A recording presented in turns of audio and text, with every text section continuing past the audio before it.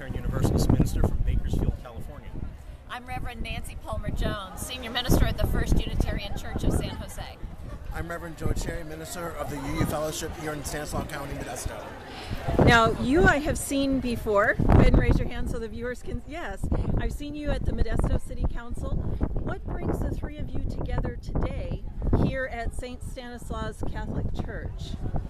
This is a community forum of faith and solidarity in honor of immigration reform. So we're here to speak up for citizenship for the 11 million aspiring Americans all across the country. And we want to help Representative Jeff Denham and Representative Trey Gowdy move their hearts and their votes in support of immigration reform and citizenship.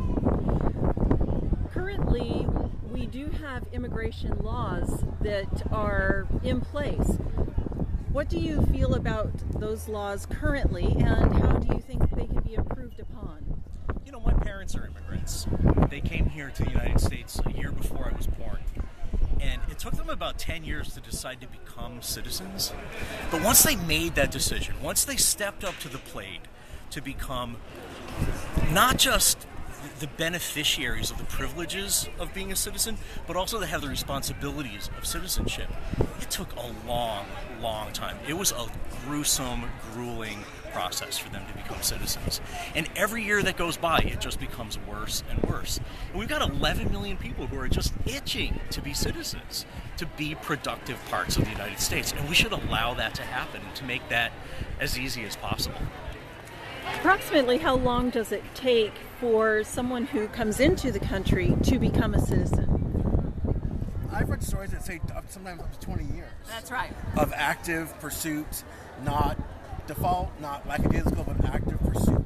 20 years. How does this affect the children of the immigrants who are coming into the country currently? Well, there's so many ways in which it affects the children.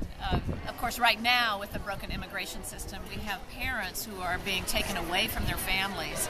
With, you know, there are children who go to school every day terrified that when they come home, they won't find their mother or father because they will have been either detained or deported for lack of documents, not because they have committed a crime, but simply for lack of documents. And this kind of lack of family unity for these children who will be voting in just a few years, really, these American children is destructive to all of our society. Imagine how hard it would be to concentrate on your schoolwork. Yeah. You know, if you had to worry about not having parents when you got home. Right.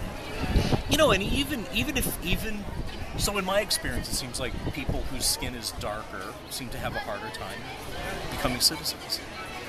And even in the best of circumstances, even if, like my family, you're pale-complected and come from the north rather than from the south, it's not easy to grow up feeling second class, second rate. You know, when I was growing up, there was always this feeling that we can't ask for anything. Even things that might be due us. You know, my father never even wanted to collect unemployment if he got laid off, because that meant taking something out of the mouths of people who somehow deserved it more than we did. And I don't think kids should have to worry about that. I think that we are an abundant enough culture that we can make place for everybody who wants a place at this table. And I think the more people we have, the more resources we have. And people are already hardworking citizens. Most of these 11 million aspiring Americans are actually paying taxes, and they'll never see any of that, sort of any benefits from that until they're able to become citizens. So we're Unitarian Universalists, and we're here because our faith says that we are all worthy of dignity and respect, all children of God, and our faith really calls us to stand in solidarity with everyone. There are a few people that may disagree with your standpoint, and they may be on one side of the table and you on the other. How do you reach across that proverbial table to work together?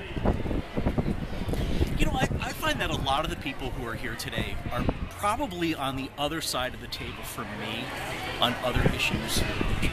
I find that if I keep showing up at the places where our beliefs intersect and we can support each other at a place where there's oppression and we can work for justice and work to end that oppression, that even if we don't agree on everything, at some point we come together.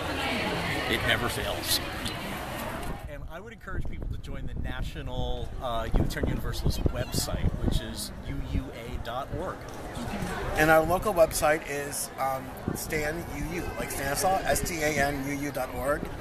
And from there you can find my information, our church website. You can see about what else we support in the community and what else we're doing to make the world a better place.